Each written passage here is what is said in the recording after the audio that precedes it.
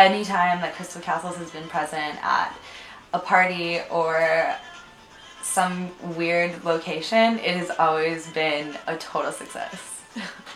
Vanished. That's still one of my go-to songs.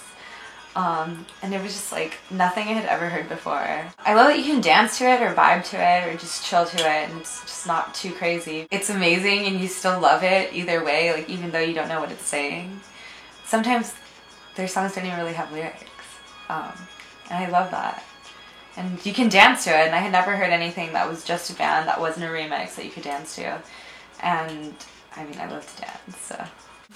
I think Alex Glass has a very iconic style, not only like musically, but her whole fashion aesthetic. I had never seen a female artist go with like thick ass eyeliner and chopped off hair and just wear t-shirts. I think it's just because she's so comfortable with herself and is so confident in what she's doing. I mean, the guy, like, I don't even know his name.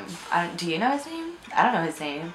But he's just so mysterious, and he rocks out, and he's like her support. Just to see a woman like that in power in like such a male-dominated genre is awesome. It was just really inspiring. I've played music all my life, like piano, cello, just a lot of nerdy shit.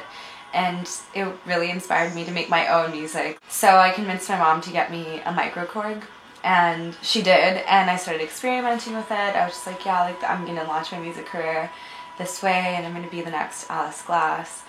And a month later, my mom found out that I was skipping school.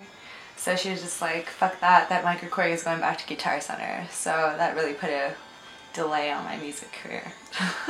Right now I have this cool guy's little keyboard / sampler at my house, so I gotta do something with that now. Now I have time, and I'm inspired again to make cool music.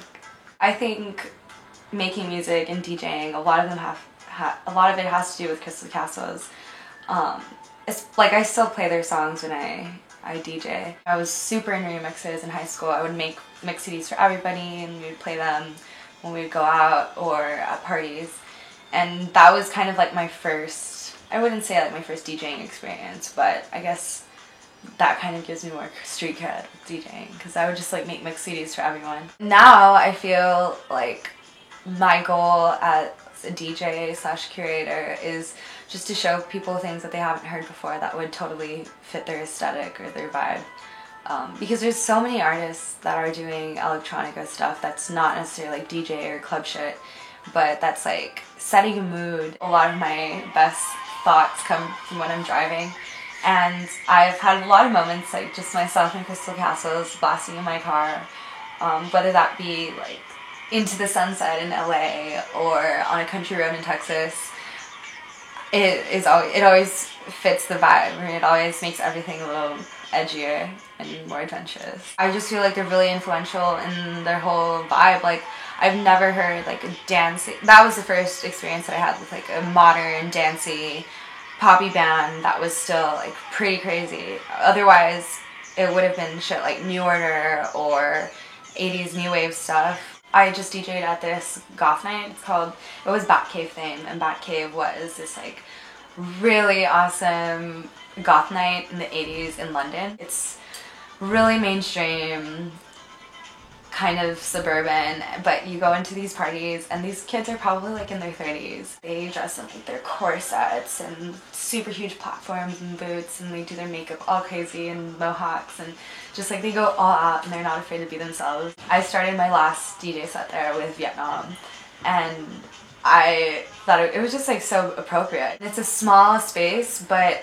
it's like, I mean, you can barely see anything, but everybody's just dancing, like kind of dancing on their own, like Robin style. Like, they're there to dance, they're not there to like really hit on people, or you know, they're there for business. They mean business, they want to get their dance on. I don't think I've actually played it anywhere else, because I don't really think anybody would get it or know how to dance to it. I think their song titles say it all. Like, you don't really need to learn the lyrics, because their song titles are just kind of so self-explanatory. Like Vanish, like this kind of just makes me think I'm like vanishing away and floating off into like some fantastical dark nightmare or dream. Like, it's really dreamy. I want her to write a book. I want to know what she thinks. I want to know like where her inspiration comes from because she's so inspiring to me. I love Crystal Castles.